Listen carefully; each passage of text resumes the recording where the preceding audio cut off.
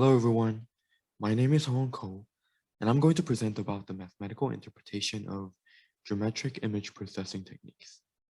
Before we start, I want to thank Professor Zekaperovich for his support throughout this project. So in this presentation, my goal is to mathematically interpret the image processing techniques that we use in our daily lives. Since geometric image processing techniques are frequently used in our society today, analyzing the math behind these concepts will help us better understand the technology. Here, I will introduce two mathematical concepts. First, linear interpolation, and second, transformation metrics. By going through how these mathematical concepts are used in image processing, I will also demonstrate several geometric image processing techniques using computer tools.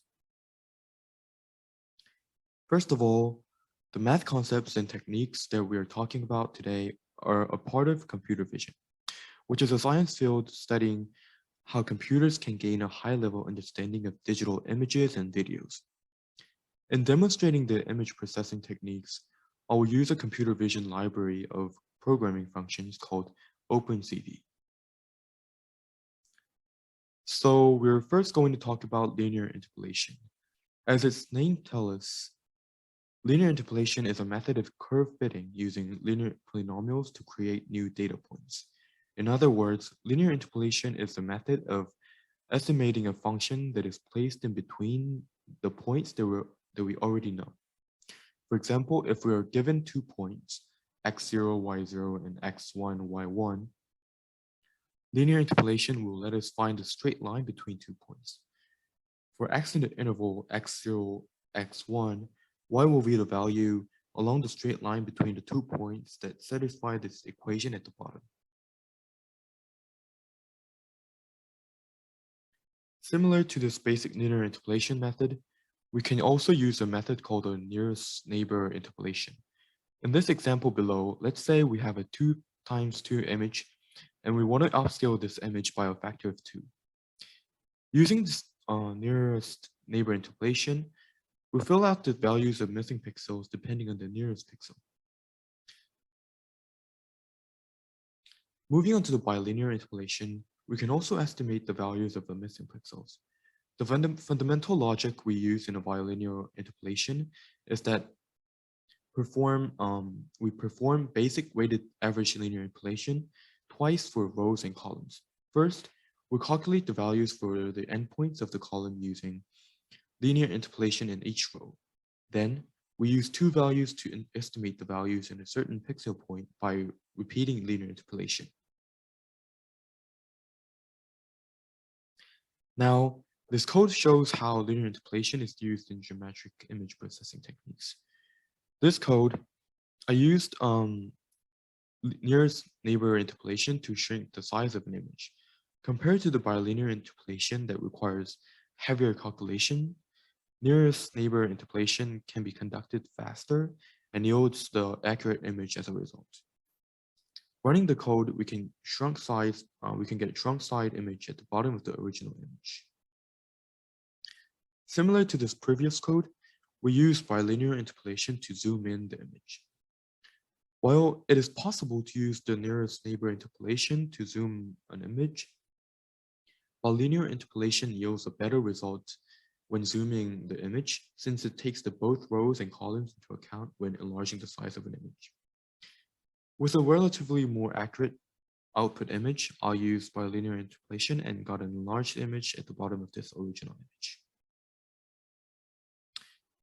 The next mathematical concept I would like to introduce is the transformation matrix.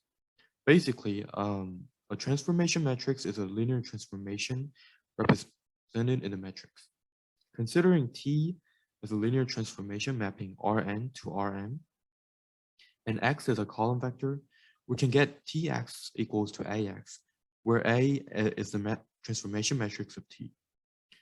Through this method, we can also record the changes happening in space and conduct meaningful calculation in the real world.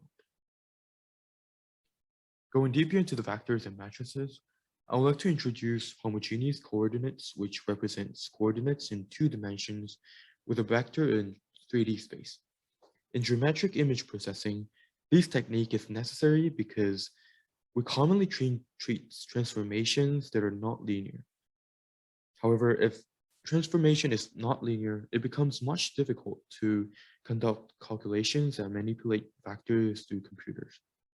Therefore, we use this homogeneous coordinate method as a trick to treat a vector in 2 dimensions as a vector in 3D.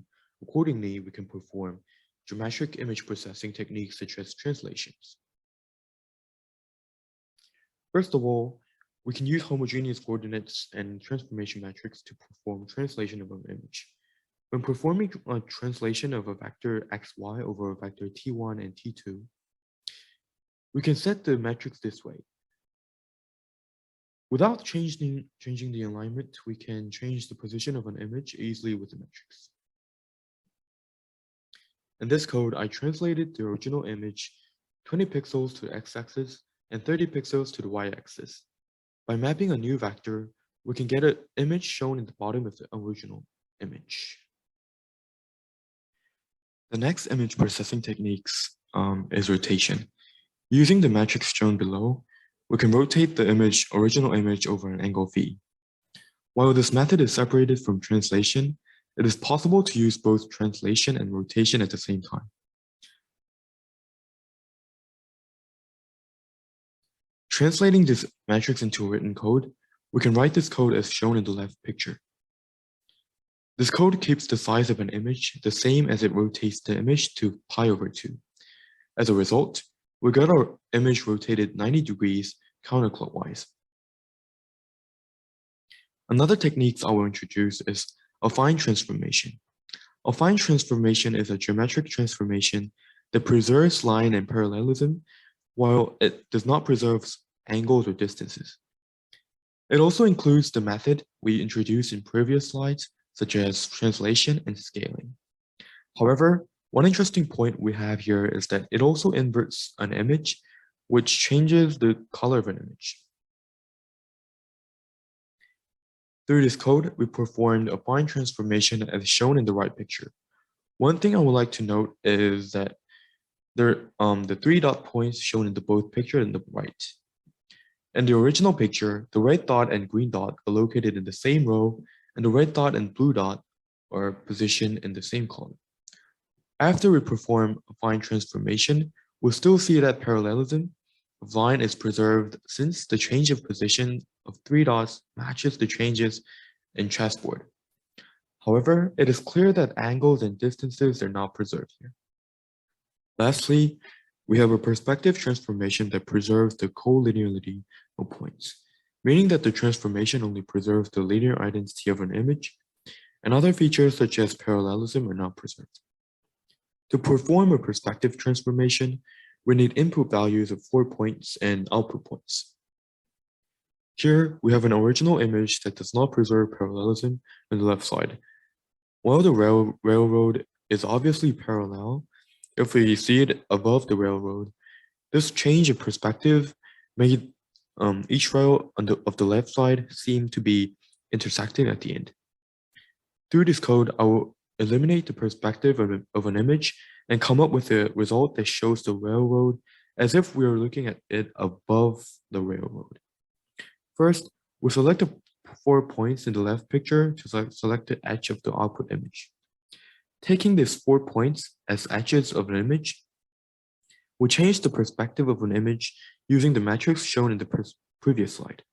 As a result, we get the image on the right side. So in this presentation, we looked at how mathematical concepts, including interpolation and transformation metrics, are used in geometric image processing techniques. In current society, image processing is a crucial technology that enables us to communicate with one another, just like what we're doing right now. And it also helps humanity in various ways. For example, without using matrix transformation, we will not be able to quickly calculate the values of an image. The movements of an object in the video will not be natural and it will be lagging a lot. Taking that image processing techniques allow numerous cultures like movies and video games to flourish. It will be important to develop this technology and math concepts to come up with a better user experience. To do so, I would like to pursue push forward this project and examine how math can be applied to other computer vision technologies. Thank you so much for listening to my presentation.